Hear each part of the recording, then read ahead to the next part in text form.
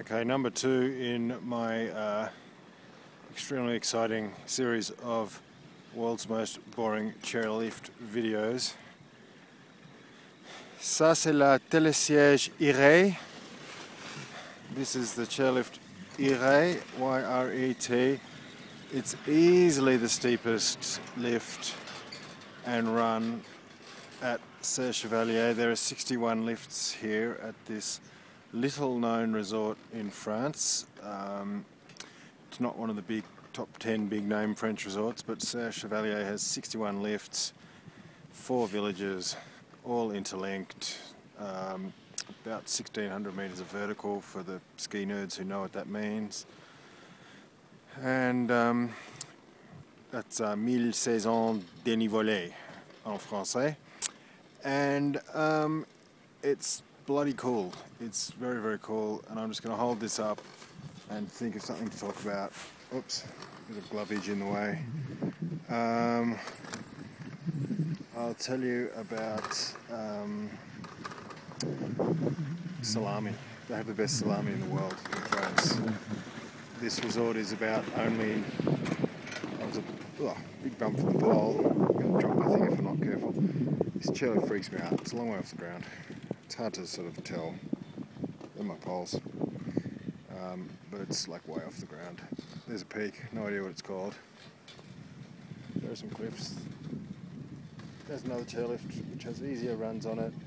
Nice blue runs when I'm going to take the kids tomorrow.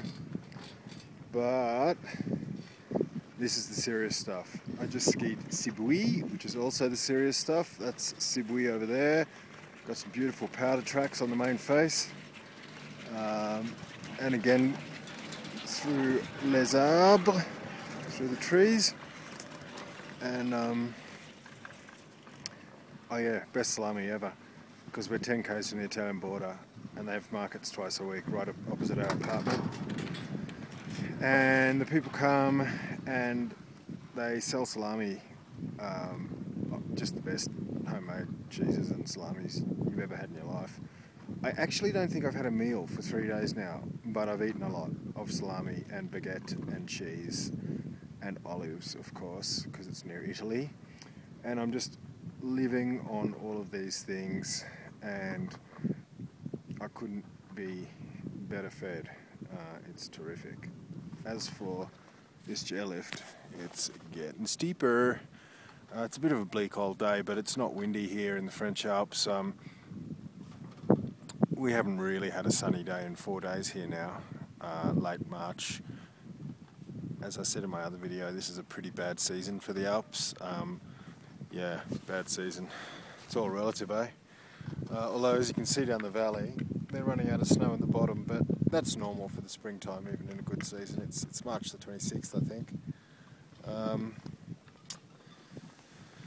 Anyway, I'm just going to keep this going until we go up and over the hump. I've talked about cheese, and cheese is a real lottery. You buy cheese, and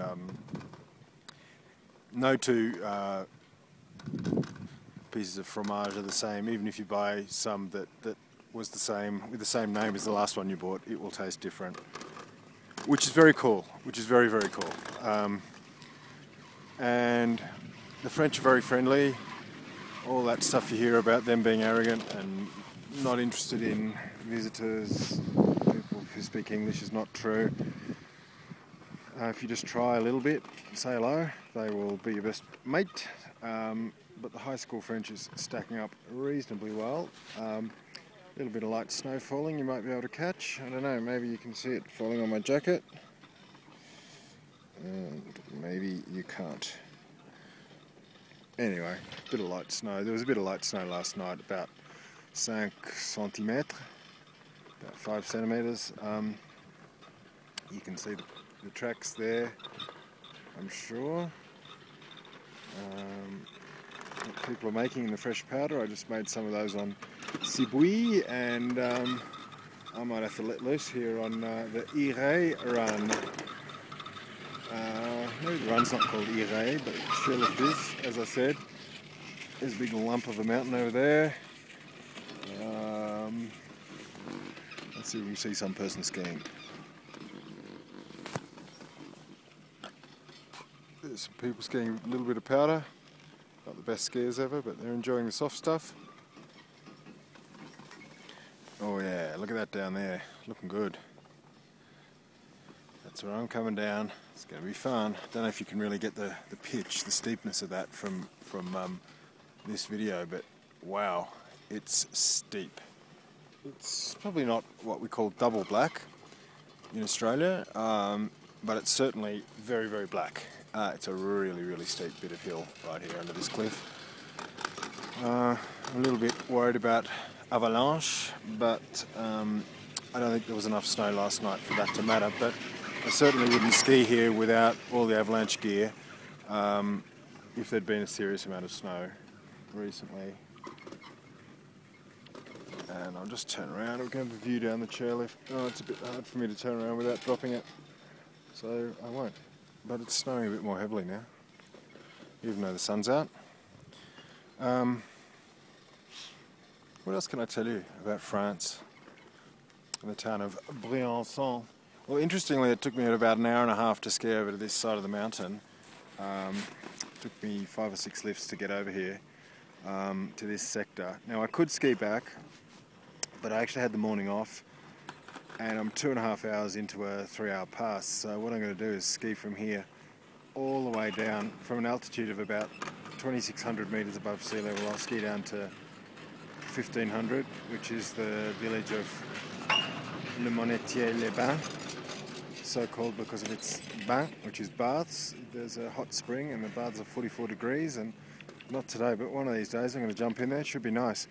But I'm going to ski down to Monetier-les-Bains, and there's a bus that takes me back to Briançon, where I'm staying, and that bus takes 30 minutes. So it took me about an hour and a half to ski over here, and it's so far up the road that the bus takes 30 minutes to get back. Mind you, there's about 20 stops, so it's a slow old bus, but I believe it's about 15 k's along the road. But when you connect via the top of the hill, it's actually in linear distance a lot less than that.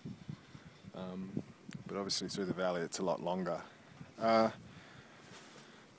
I'm the world's worst narrator. Tomorrow I'm going to think of a script. Tomorrow I'm going to think of stories to tell, and you know, a joke. Better than this joke. A man walks into a bar. Oh! Sorry, terrible joke. He hit the bar, if you didn't get it. Anyway, here we come over the really cool bit, which is over the steep bit, where hopefully I'm going to ski. That's what it looks like looking down. Hopefully I've caught that. I can't quite turn my head around to get behind the camera, but it looks pretty gnarly. And I'm going to totally rip that up and destroy it. That'll be fun. When I say rip it up and destroy it, I mean that metaphorically. Oh, it appears that run is closed. That's not good. Or maybe it's not closed. I don't know. Anyway, there are other ways. There's an easy way around, which you'll see. Or easier. It's all relative. Which you'll see as we go over this little ridge here. Just in case you're wondering, yes, my hands are cold from holding the phone. My right hand has no glove. Now I'm holding it with the left. Fingers poke over. I apologise. Okay, so we're coming over the rise. I'm going to end this video. Oh, 8 minutes and 50 seconds of absolute boredom. I do apologise, but I know that my loved ones will watch this. Whether they're still my loved ones after suffering through this amount of boredom remains to be seen. But anyway, we've come over the rise now. It goes on and on this chairlift. I don't know how much further, but it's a biggie. It's a longie. Look, there's a whole other valley here now. Another chairlift down there called Coucoumel, which leads to the Coucoumel run that I filmed earlier. And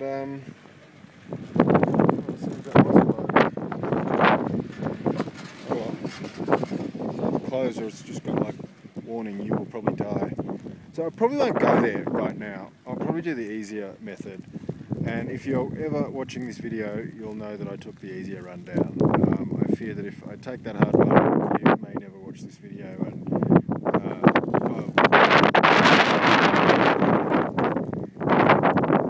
unfortunately I'm sacrificing you to save myself. You're going to die of boredom, but I'm not going to die of skiing. Not on this run anyway. That's 10 minutes. That'll probably do. This chairlift goes forever. that's not the top. I just realised my brains anyway.